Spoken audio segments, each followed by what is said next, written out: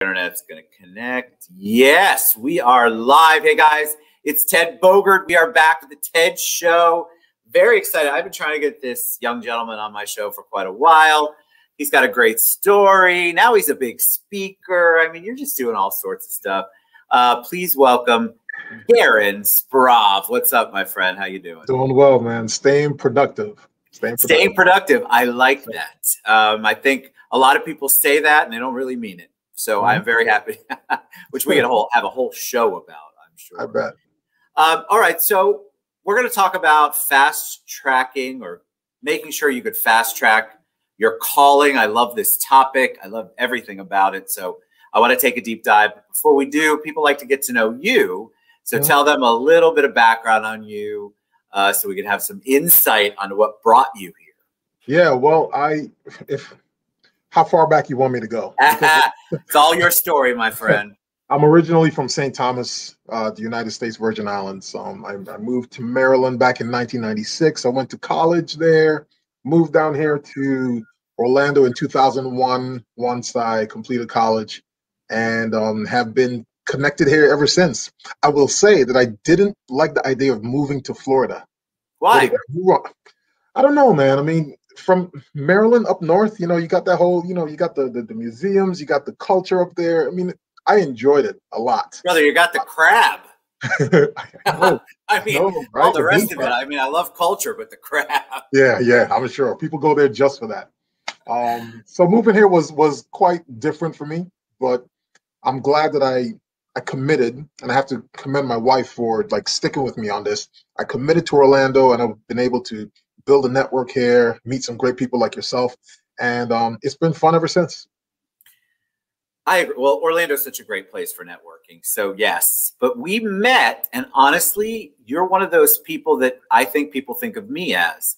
I really didn't know what you did for a very, very long time. I just saw you being very organized and meeting centric, and always bringing people in and talking to new people. Yeah. And in the back of my mind, I'm like, what does he do? So talk about that, because that's how I am as well. Yeah. But I think a lot of people don't understand how that works. So give us a little idea of how you network and build. Yeah, and it may be interesting. And I want you to follow up with me and let me know if that's kind of how you are. Because for me, it's all about how can I add value to the room. So it didn't matter if I was coming to the Citrus Club or to the I don't know, the University Club. I'm going here for a reason. There are people that are coming there for their reasons. How can I add value?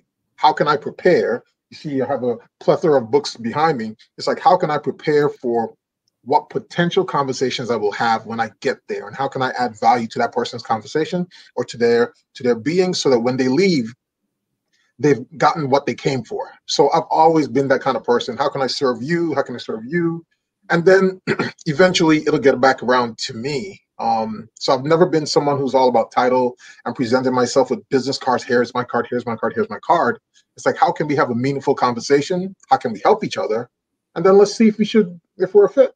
You have been amazing at it, because honestly, I think it took me asking, or it took us becoming friends on Facebook before I could do any research. But there's something about that. You're trying to build a real network, a solid foundation of people. And I think a lot of people go about it the way you were describing. They throw business cards at people. Pet peeve. Please don't throw your business card at me. They go into networking, and it's all about what you can do for them instead of what you can do for them. Right.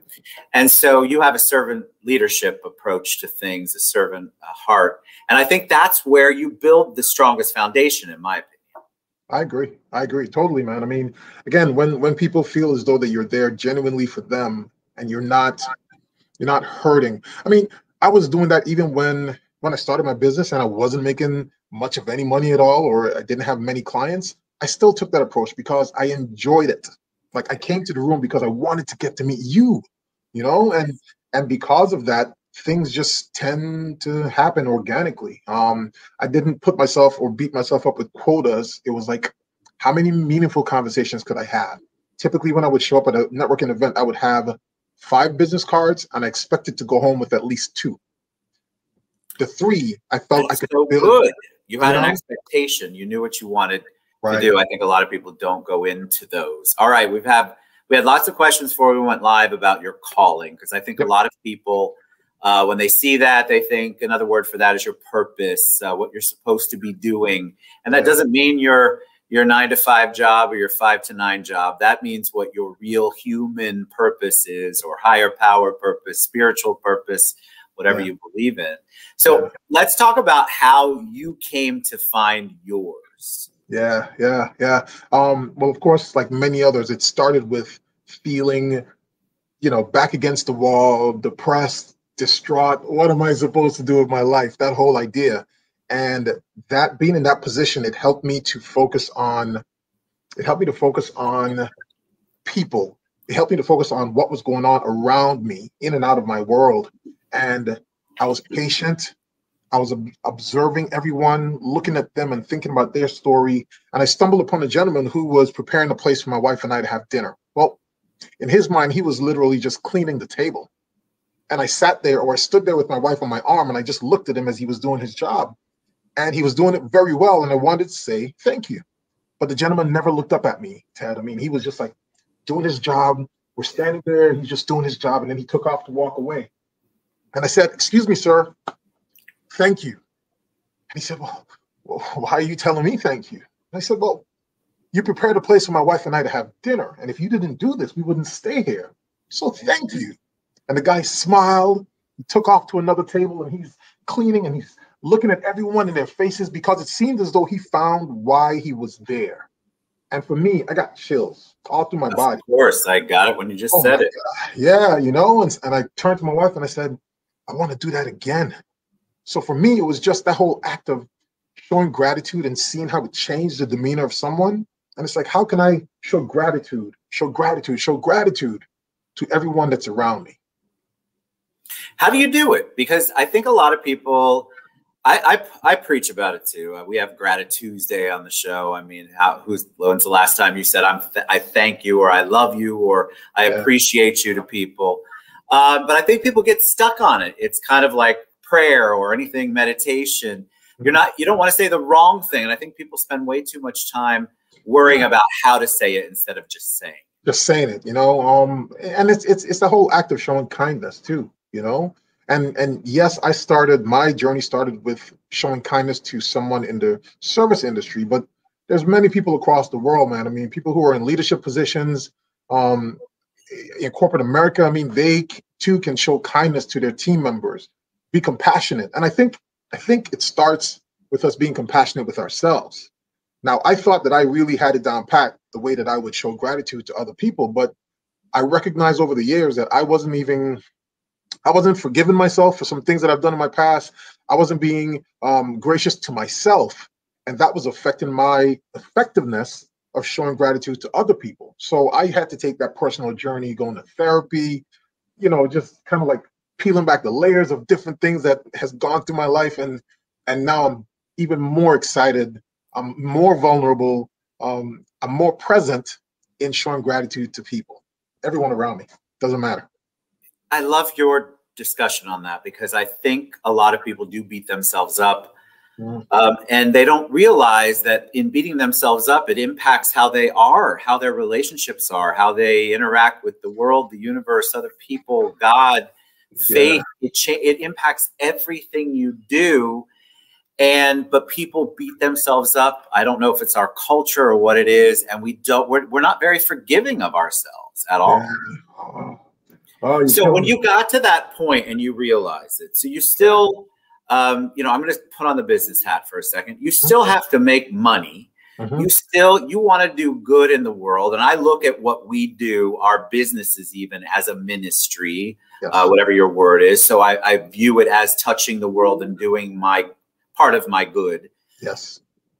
But a lot of people are like, I don't know how to get there. I don't know what to do. I'm not exactly sure what that means. So a lot of the people said, can he really fast track me? And I thought that was very observant of them, because they're obviously paying attention. So what's your thought process on that? You still have to make money. You still want to do the great things in life. And I think that's what people struggle with. How did you marry the two? Yeah. Great question, Ted. So, okay. Again, we talked about being patient. All right. Now, in my book, Fast Track Your Calling, it says how to fuel your drive with every assignment. How to fuel your drive with every assignment. So the question that I always start my day off with this is with this. And again, I don't know how people feel about the universe, God, what have you. But for me, I ask God 3 questions. Who am I supposed to meet? What am I supposed to share? And what am I supposed to learn? Okay. So I wake up in the morning before I get my day started, because my belief is like, he knows who I'm supposed to reach out to. It's like, God, who am I supposed to meet today? What am I supposed to share with them? And what am I supposed to learn? It humbles me and allows me to wait for the download. One, somebody God has already queued up for us to intersect. He's going to tell me what I'm supposed to share with them. And then because I'm humble, when they speak, I'll also learn something today. And I think the universe is always talking to us. You know, it's always sending us signals. And the question is, are we paying attention? Yeah, we can be in our phones. Are we paying attention? And if we're paying attention and seeing and observing everyone that we're coming in contact with, I think God will tell us what it is we're supposed to share. What's the experience supposed to be like? And if he wants to give us blessings throughout the course of the day, throughout the course of our lives, then he's going to connect us. So now it's not me hustling and grinding and all that stuff. It's just me taking deep breaths and paying attention. And that, when I realized that I would wake up in the morning, ask those 3 questions, and I would start getting leads without me doing a thing, I said, Gerren, it's time for you to get out the way. So I started getting out the way. Yes, we get in our own way. We really are our own worst enemy. You mentioned something earlier I want to go back to, the listening part. I think people have a hard time being silent and still. And again, I'm also a faith man, so still is mentioned a lot in the Bible. And I think that people have a hard time with it, so they miss hearing things, not just from your spiritual world, but also the people you're interacting with and the messages. You mentioned missing messages. Yeah. They're not always a giant sign, people, that's on fire that tells you what you need to do next. Sometimes it's you taking a deep breath, yes, and listening and taking it all in. Oh my God. You know, I have a buddy of mine. His name is Mr. James English. He used to live here in town. He's kind of back and forth now. But he talked to me about this whole idea of being curious in a way where you listen to what people are saying, and then you can like dive deep. There's something that they're saying that we need to pay attention to so that we can ask the best follow-up question. And I've asked him, I said, yo, like, talk to me. Like, how can I learn that skill set? And he said, Gerren, you got to put in the reps. Those are the words he said to me. You have to put in the reps. And if we're encountering people every single day, we have opportunities to put in the reps. We do. Now, again, just be patient, be quiet, listen to understand. So what I'm hearing you say is listen to understand. Then we can go and dive deep and build those kind of meaningful relationships. It's so true. I think people listen in their minds to answer, not to understand. Yeah. And so they spend all the time thinking about what their response is going to be. It's human nature, guys. I'm not judging you because I still do it, and I'm constantly in practice and in progress. Sometimes I get frustrated and I'm like, oh my God, I got to say my piece. Yep. But most of the time I try to be very cognizant of listening to every last word. So I make sure I get the intonation, what they really mean. What are they trying to tell me? And I can take it all in and delve into it a little bit. All right, before we head out, it's so important to me. You haven't asked me to do this, but what do you do? What is your business that we should know about? Yeah. So what started this whole thing off is my business is Clean Slate Janitorial Service, where we help businesses around the Orlando area, Central Florida, create clean, fresh, and inviting environments. That's what we do every day. You know, I started it off saying we just clean toilets, but it's much, much more than that. Our team members, we set them up for success in the standpoint that we allow them to not just be a cleaner, but be a human being in front of our customers, our clients. I want them to shine. I want them to be known by their name, not just by what they do, but by their name.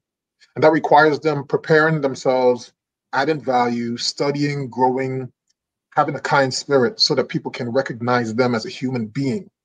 So that's the purpose behind what it is we do. But what we do is create clean, fresh, and inviting environments for commercial offices throughout the Central Florida area. I love it. See, you didn't ask me to do that, but I feel like it's always important that people know, because I'll get a million questions later. Yeah, You didn't talk about what he does, Ted. Yeah. And so I've really begun. See, I listen to the people. I've really begun. I appreciate you, man. I appreciate you. That. All right, Gerren Sprauve, you're amazing. Thank you so much. All his websites are scrolling across the bottom. Reach out to him. You want to reach out and find out how he does it. You need commercial cleaning. Guys, how many people watch this show that need commercial office cleaning? You're a joy, my friend. Thank you so much for being on the show. It's always a pleasure, man. I appreciate you. Keep pushing. Keep doing what you're doing. I love it. Thank you. You too. All right, guys.